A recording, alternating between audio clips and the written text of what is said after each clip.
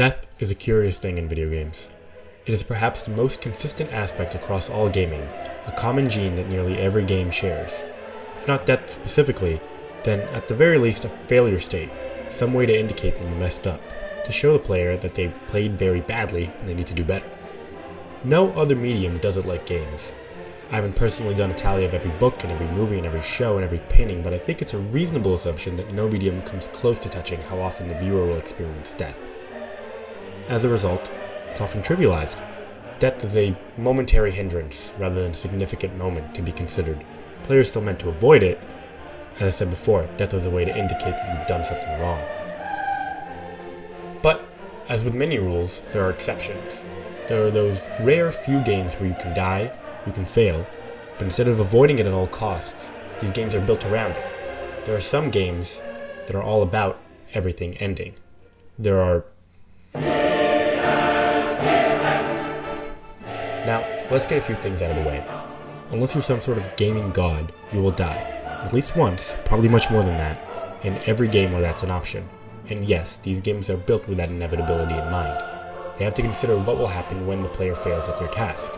That's not what I mean.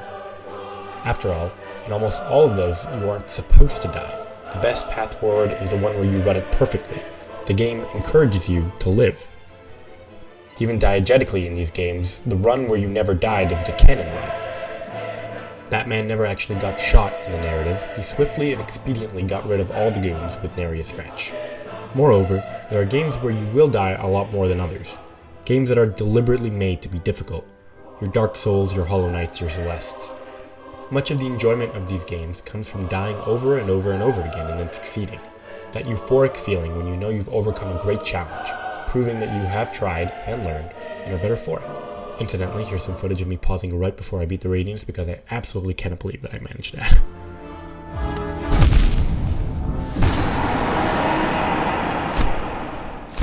Those games are all well and good, but even there, the best way forward is not the one where you lose.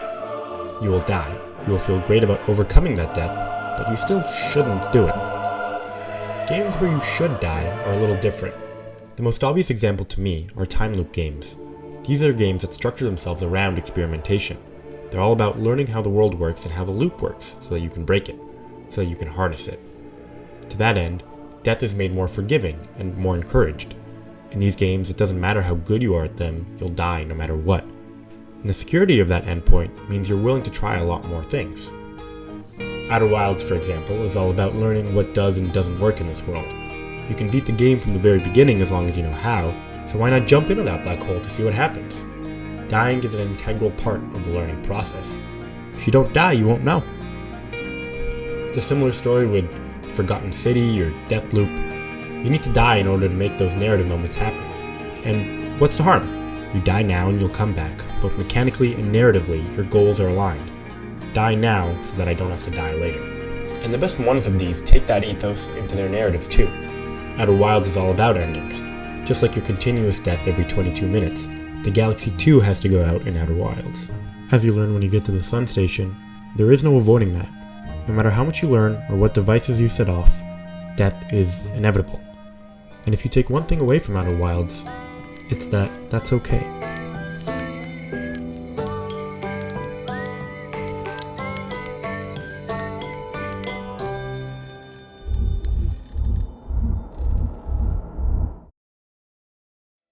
Sometimes the story needs your death in order to leave an impact. Now, this is not unique to video games. Everyone's seen a movie or a TV show or read a book where the main character dies at the end, probably through some heroic sacrifice. The difference in games is that they can ask not the main character to die, but you to die. Now, of course, I don't mean you, the real-life person, but that weird interweaving of you and the player character. Sure, diegetically it's a different person with a different name, but it is you who are inhabiting them, who are controlling their every action. You and the character meld into one. It's why when the player fails in a game, they'll often say, "I died," not "Nathan Drake died." So when a game asks the main character to die, when it asks you to die, it can carry a lot more weight than just watching Iron Man sacrifice himself. Spiritfarer asks you to invest a bunch of time and resources into these side characters and then watch them die. It's a horribly depressing task each and every time, but it's asking you to do it in order to train you for what is essentially the final boss of the game. watching yourself die.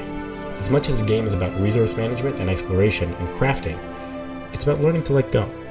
Through its colorful cast of animal companions, it's teaching you that it's okay to move on, that life is defined by its borders. Unlike the infinite radiant quests of Skyrim or the endlessly generating No Man's Sky planets, truly meaningful experiences have to have an endpoint. An important note here is that, crucially, you should be able to play and explore for as long as you want first. The game is saying that you should die, but that doesn't mean immediately. Certainly you can't appreciate life if you don't live it. I don't want it to seem as if the game is encouraging self-harm, only that it's okay and even good that death happens eventually. Lastly, and I acknowledge that this one's sort of cheating, but there are some games that don't ask you to die, but do ask you to lose. Not through death, but just by performing badly at the game on purpose.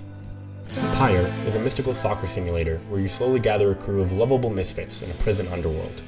You do this so that after winning against all the other teams, you can send one of your party back into the civilized world and free them from the prison that is Pyre. Now, anyone who's ever played Pyre will tell you that the Magic soccer games are good, but the writing is better. And that's important because it's the main thing that's keeping you going and motivating you to free your crew. The game pulls this mean little trick where the more you invest in a character, the better they'll be to play. But the more you'll want to free them, which means that you won't be able to play that character anymore.